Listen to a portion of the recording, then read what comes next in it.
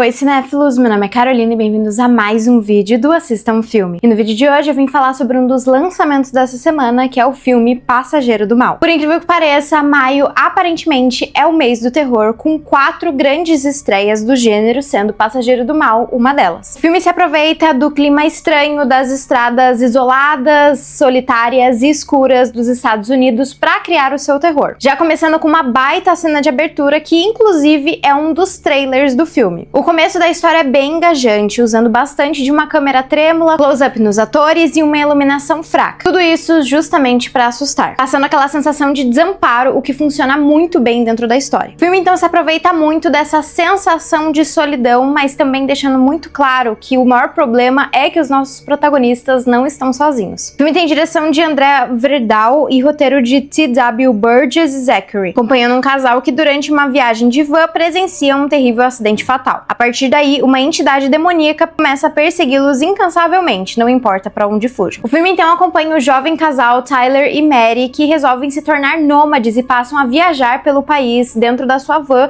até que eventualmente passam a ser perseguidos por essa entidade. As situações dentro do filme vão aumentando gradualmente até se tornarem inevitáveis, trazendo pouco a pouco a ideia de que o destino desses personagens já está marcado. Durante o filme, o diretor usa as vastas paisagens ao seu favor. Durante a luz do dia, essas paisagens remetem a uma liberdade, algo que o próprio personagem do Tyler começa a gostar muito dentro dessa vida. Porém, à noite, as estradas passam a representar um isolamento, deixando claro que nossos protagonistas estão por conta própria. Sem dúvidas, o que eu mais gostei dentro desse filme foi o seu próprio vilão, interpretado pelo Joseph Lopes. O passageiro é um vilão um tanto quanto imprevisível, aparecendo e desaparecendo em vários momentos, o que vai gerando dentro da gente e dos protagonistas um sentimento de paranoia. O visual do vilão é assustador, com um rosto completamente branco, o que mais chama atenção quando ele aparece, e vestimentas completamente pretas, parecendo um terno ou uma bata de padre. Pra ser honesta, eu acho que eu até gostaria mais de ver um filme sobre a história de origem do vilão do que ele como vilão dentro dessa narrativa. E o seu visual me lembrou um pouco o Nicolas Cage no filme Long Legs, e também tem esse mesmo objetivo de causar um certo desconforto e passar que ele tem essa aparência já de uma pessoa morta e fria. Porém, eu devo admitir que eu me incomodei com muitas coisas dentro do filme. A primeira delas é o fato do filme usar e abusar de diversas ciladas já muito usadas dentro de filmes de terror. Na verdade, parecia que eles estavam fazendo até um checklist, assim, porque todo tipo de clichê já utilizado em filmes de terror você vai encontrar aqui dentro. Os próprios jump scares dentro do filme são em momentos muito bem planejados, já dando pra adivinhar mais ou menos quando que vai vir o susto. A própria estrutura do filme também lembra muito essas outras histórias, principalmente quando eles acrescentam um personagem, aqui sendo a personagem da Diane,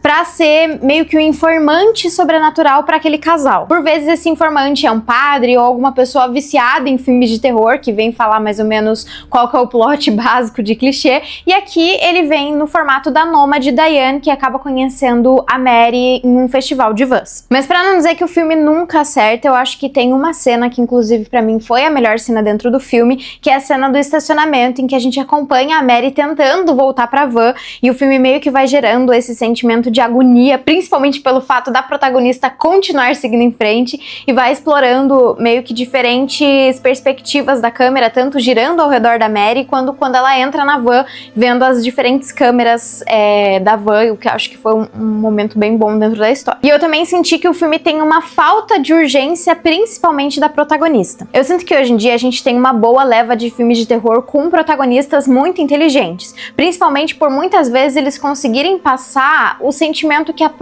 os próprios espectadores têm enquanto estão assistindo. Um exemplo perfeito disso são os protagonistas dos filmes do Jordan Peele, que às vezes eles se deparam com coisas estranhas e eles simplesmente dão meia volta, tal qual a gente, como espectador, fica meio que torcendo para eles fazerem. Porém, aqui em O Passageiro do Mal, a nossa protagonista se depara com esse sobrenatural desde o começo da história e ela demora muito tempo para efetivamente fazer algo a respeito, mesmo depois dela ter uma experiência traumática de quase morte. Além, é claro, de tomar várias decisões questionáveis, aqui não só a protagonista, como também o namorado Tyler, que chegam a passar uma raiva gigantesca enquanto a gente tá assistindo o filme. Além disso, pela demora em aceitar que eles estavam sendo perseguidos por essa entidade, o filme tem uma sensação tanto quanto repetitiva, se tornando muito cansativo, apesar dele ter somente 1h30 de duração. E por fim, eu achei os dois atores sem química e com uma atuação muito fraca para um filme de terror, o que honestamente me tirou da história em vários momentos. Eu não senti veracidade tanto naquele casal quanto nos sustos que eles estavam levando ou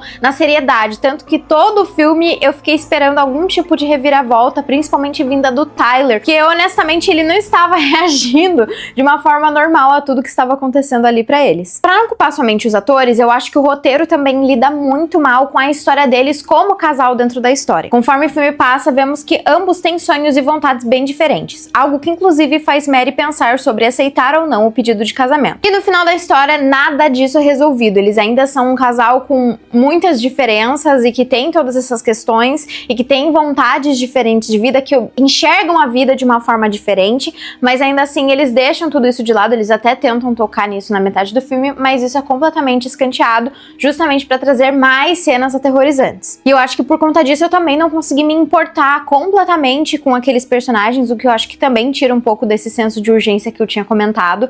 Acho que mais com a Mary, já que a gente acompanha o filme todo da perspectiva dela, o que deixou o personagem do Tyler um tanto quanto raso. Mas eu acho que o filme tinha uma ideia muito boa. As cenas em que a gente consegue mais contexto sobre toda a história dos nômades, né, dos sinais, a conexão com São Cristóvão e até mesmo mais sobre esse passageiro, na minha opinião, foram as mais interessantes. Porém, dentro da história, eles focam muito mais nos sustos, em querer ganhar a gente através do grito, do que de realmente expandir toda essa mitologia que por vezes parece incompleta. E um desses exemplos é justamente um dos poderes desse passageiro do mal, que é brincar com a ilusão ali dos personagens, algo que é bem feito mais pro final do filme, mais que pro restante do filme eles não fazem uso disso. Mas bom, pra mim esse filme tem uma nota 5 e ele tá disponível nos cinemas. Mas então foi isso, pessoal. Se você gostou do vídeo, não esquece de curtir, compartilhar, comentar o que você achou de Passageiro do Mal, também deixar aqui nos comentários qual que é o seu filme de terror favorito e qual o próximo filme de terror que você tá mais ansioso.